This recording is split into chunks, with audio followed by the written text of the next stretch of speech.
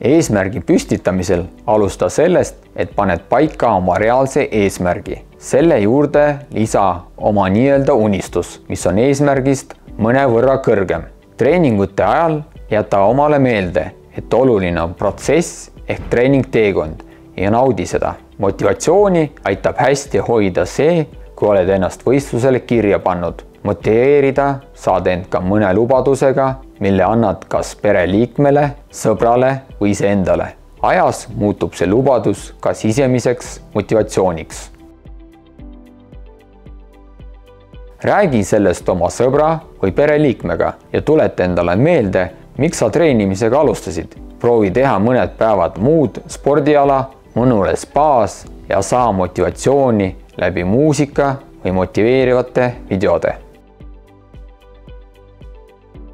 Haamer jooksmise ajal on see, kui sa ei saa jalgu tõsta. Pea on loid ja on ka raske end püsti hoida. Kui see tunne tekib, siis aeglusta tempot ja ära võitle sellega, sest seda teeb sinu keha juba ise.